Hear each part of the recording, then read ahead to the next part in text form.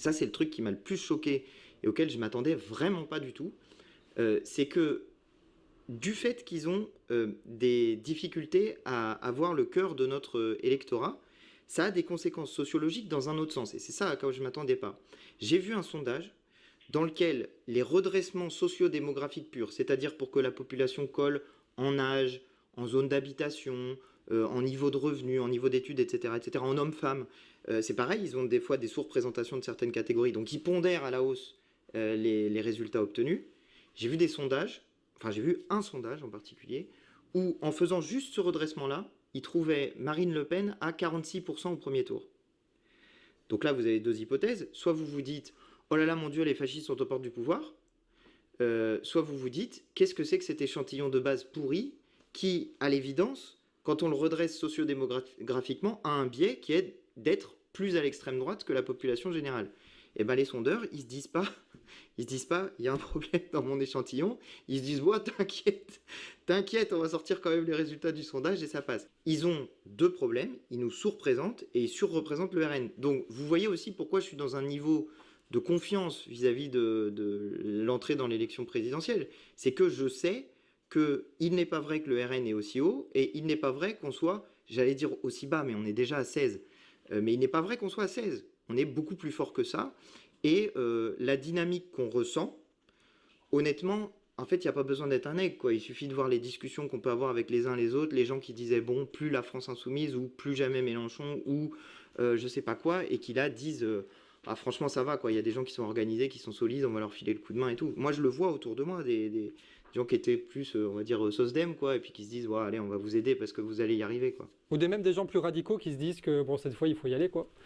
Beaucoup ça aussi dans mon entourage. C'est vrai dans l'autre sens. Alors ça me fait très plaisir parce que moi j'ai toujours considéré que c'était plus important, c'est l'expérience robespierriste qui enseigne, mais c'est toujours plus important d'être bien en lien avec une aile gauche qu'avec une aile droite qui de toute façon est moins stable et sûre. Ah, on va pas citer de nom, il y a 2 lettres dedans. En ce moment, c'est la toute fin. Là, je sais qu'on vous bassine avec ça, et nous aussi, genre le répéter à boucle, on devient fou, mais nous aussi on doit préparer les présidentielles, donc que ce soit pour Actu Réfractaire, Canard Réfractaire et Glu Patate.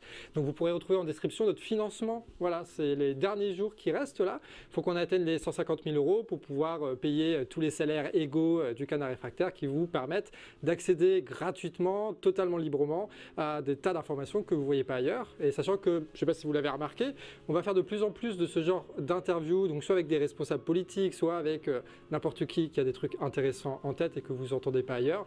Et cette année, on va aussi faire beaucoup plus de reportages de terrain, notamment autour de Guingamp en Bretagne. À chaque fois qu'il y a une action, on va y aller avec les camarades et on va vous montrer comment manifester, comment protester, comment tracter, comment faire des affiches, comment monter des médias locaux pour que vous aussi, vous puissiez vous sentir utile et propager un esprit révolutionnaire, des pratiques révolutionnaires partout autour de vous.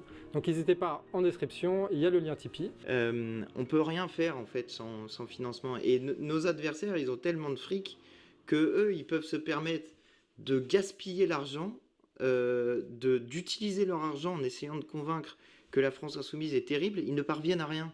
Donc donner des sous aux gens qui, avec peu de moyens, n'essayent pas nécessairement de faire que la campagne de la France insoumise, ou en tout cas sont dans un espace politique qui correspond à on veut que ça change, quoi, parce qu'avec un tout petit peu d'argent, ils arrivent à faire des trucs beaucoup plus forts que des gens comme Bolloré qui mettent des milliards, qui sont obligés de distribuer des milliards de dividendes.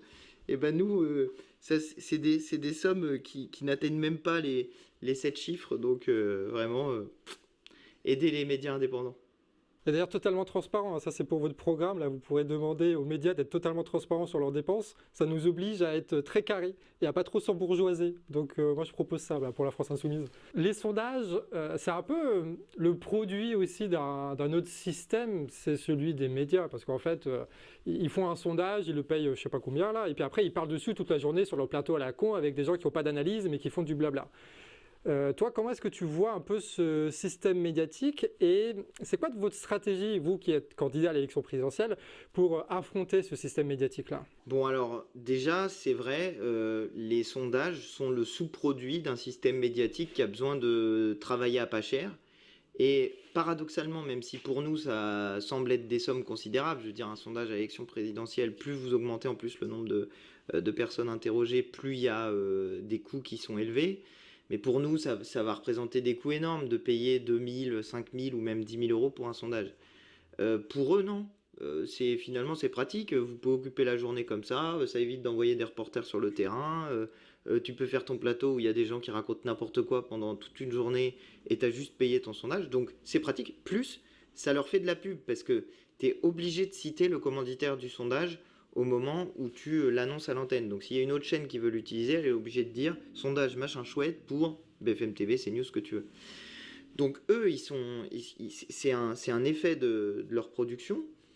Je suis pas sûr que ça permette totalement de faire ce qu'ils aiment bien faire, à savoir nous taper dessus. Bon, ils vont toujours trouver quelque chose. Là, vous allez voir que la grande ligne directrice, ça va être, enfin c'est déjà le cas, mais ça va être nous ne pouvons pas gagner au deuxième tour.